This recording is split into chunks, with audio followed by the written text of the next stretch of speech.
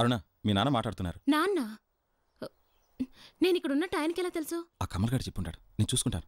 నువ్వు మాట్లాడు. హలో. అమ్మా అరుణ, ఏమిటమ్మా చిన్నపిల్లల అక్కడికి వెళ్ళిపోయావు? ఏదో పెళ్లి కదా, ఆలోచించుకో అని చెప్తాం, కాదంటే అటు చెప్తావా?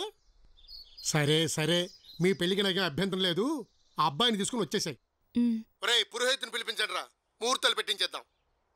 ఇదిగో చూడమ్మా, మీ నాయనమ్మ మాట్లాడుతుందట. అమ్మాయి. నానమ్మా. ఏమిటమ్మా ఇంత పని చేసావు? నా గుండె ఆగిపోయినంత పని అయిందమ్మా. త్వరగా మీరు వచ్చేయండి అమ్మా.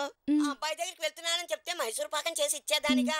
మీ ఇద్దరికి ఉప్పు మిరపకాయలతో దిష్టి తీయాలి. అబ్బాయిని తీసుకురా తొందరగా.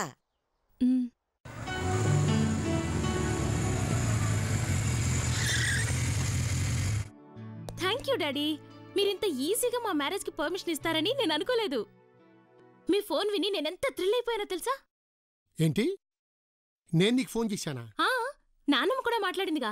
ఇదిగో మీ గొడవల్లోకి నన్ను లాక్కండి. ఫోన్ సౌండ్ వింటేనే నా గుండెలు దడదడలాడతాయి. అయినా నేనెప్పుడు ఫోన్ చేశాను నీకు?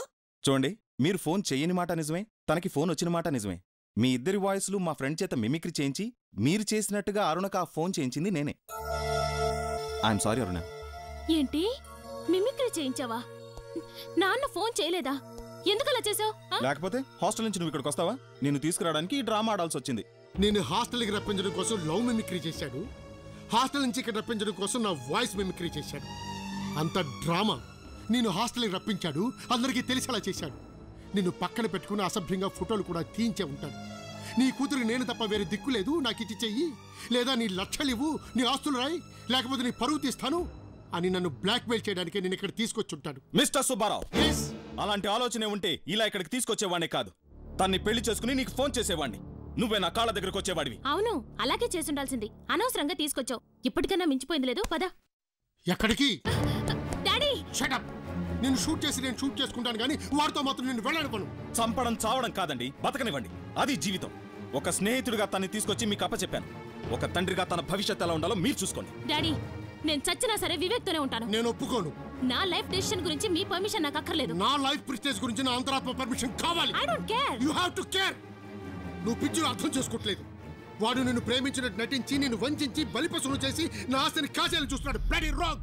Mind your tongue.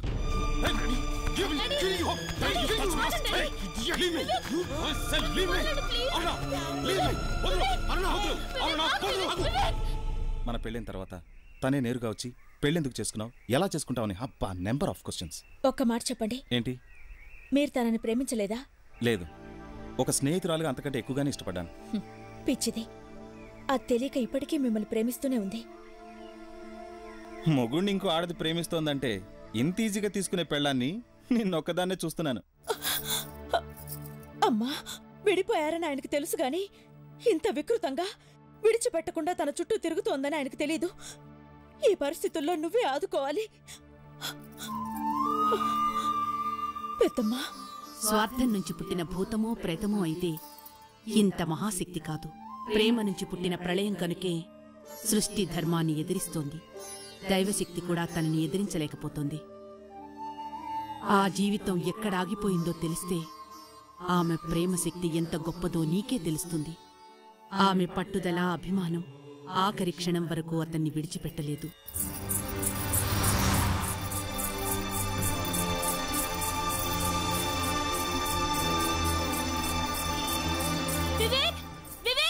ఆయన లేరమ్మా. ఎక్కడికి వెళ్ళారు? ఊరు వెళ్ళడానికి ఎయిర్పోర్ట్కి వెళ్ళారమ్మా. ఎయిర్పోర్ట్కా?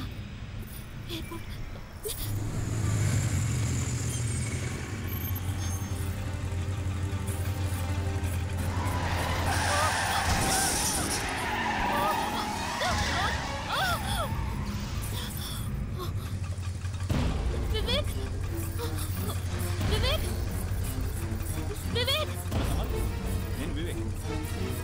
అమ్మయ్యా, ఇప్పటికి దొరికావు. వివేక్, నాకు ఇష్టం లేకుండా మా నాన్న నా పెళ్లి చేస్తున్నారు. నీకోసం కళ్యాణ మండపం వెనక నుంచి వచ్చేసాను. వాళ్ళు వచ్చేస్తారు. పద, మన ఇద్దరం ఇక్కడి నుంచి ఎటన్నా వెళ్ళి పెళ్లి చేసుకుందాం.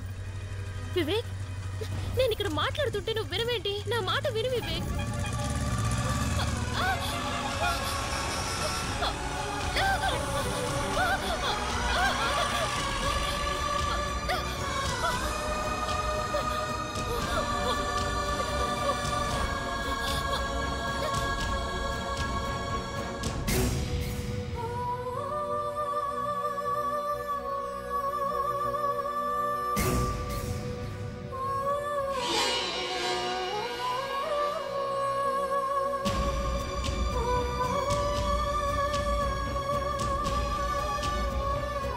తను చనిపోయానని కూడా తెలియకుండా ఆత్మగా అతని కోసం పరుగులు తీసింది, అరిచింది.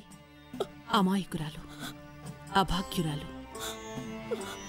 కారణ జన్ములో భూమి మీద పుట్టే ముహూర్తంలో ప్రేమ ఘోషతో అరుణ ఆత్మ అయ్యింది.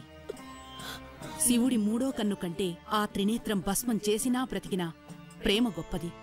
మృత్యువు తన ఆయువుని అంతం చేసినా ఆత్మగా మిగిలిన అరుణ ప్రేమ కూడా త్రినేత్రమే. ఆ శక్తి నుంచే అమ్మ కూడా నన్ను కాపాడలేదా? ఆ శక్తిని ఎవ్వరూ ఆపలేరు. నువ్వొక్కదానివే అతన్ని ఆదుకోగలవు. అందుకే అమ్మ అతన్ని నీకు కట్టింది. నిబ్బరంగా ఉండు, దేనికి చెలించకు. అదే అతనికి రక్ష. అమ్మాయి, పెద్దమ్మా బావున్నారా? ఏంటి బాబాయ్? ఏం లేదమ్మా, అబ్బాయిని ఎవరో ఆర్కియాలజీ డిపార్ట్మెంట్ వాళ్ళ అమ్మాయట వచ్చి స్తూపాలేవో చూపిస్తానని తీసుకెళ్ళింది. అమ్మాయ్యా, నీతో చెప్పమన్నాడమ్మా. అమ్మాయి ఆగు భవాని,